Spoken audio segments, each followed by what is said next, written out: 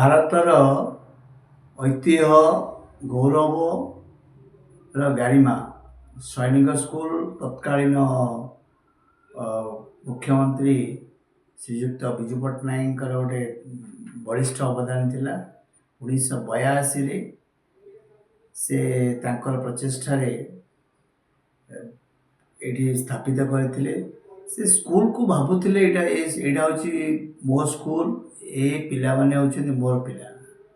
ସେଇ ଯେଉଁ ସରକାରଙ୍କର ହୀନ ଚକ୍ରାନ୍ତ ଅଛି, ଲୋଲୁପ ଦୃଷ୍ଟି ଅଛି ଜାଗା ମାଫିଆଙ୍କର, ଏହି ଜାଗା ମାଫିଆମାନଙ୍କର ବିରୋଧରେ ଆସନ୍ତା 4 ତାରିଖରେ ଏକ ଜନପ୍ରତିବାଦ ଆରମ୍ଭ ହେବାକୁ ଯାଉଛି। ଏହାର ଲକ୍ଷ୍ୟ ହେଲା ସରକାର ପ୍ରଥମେ ସରକାରଙ୍କର ଗୋଟେ ଏଜେଣ୍ଡା ଅଛି, ପୁରାତନ ଯେଉଁଟା ଐତିହ୍ୟ ଶିକ୍ଷାନୁଷ୍ଠାନ କେବଳ ସୈନିକ ସ୍କୁଲ ନୁହେଁ। ଏଇଠି ଆପଣଙ୍କ ଦେଖନ୍ତୁ ଡିପାର୍ଟମେଣ୍ଟ ଅଫ୍ ଆଟମିକ୍ ଏନର୍ଜିର ଅଛି, ଇନଷ୍ଟିଚ୍ୟୁଟ୍ ଅଫ୍ ଫିଜିକ୍ସ, IIMT ଅଛି, ଉତ୍କଳ ୟୁନିଭର୍ସିଟି ଅଛି, ଆପଣଙ୍କର କେଭି ଅଛି, ବିଭିନ୍ନ ପ୍ରକାର ବିଦ୍ୟାଳୟ ମହାବିଦ୍ୟାଳୟ ବିଶ୍ୱବିଦ୍ୟାଳୟ ଅଛି।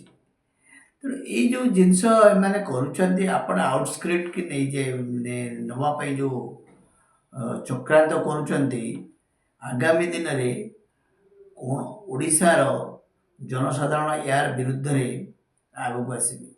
ଆମେ ଆପଣମାନଙ୍କୁ ଅନୁରୋଧ କରୁଛୁ, ଗଣମାଧ୍ୟମ ମାଧ୍ୟମରେ ଅନୁରୋଧ କରୁଛୁ, ସରକାର ଏହି ନିଷ୍ପତ୍ତିରୁ ଓହରି ଯାଆନ୍ତୁ, ନଚେତ୍ ଆଗାମୀ ଦିନରେ ଏହା ବିରୁଦ୍ଧରେ ଗୋଟେ ବଡ଼ ଧରଣ ଜନ ଆନ୍ଦୋଳନ ହେବ।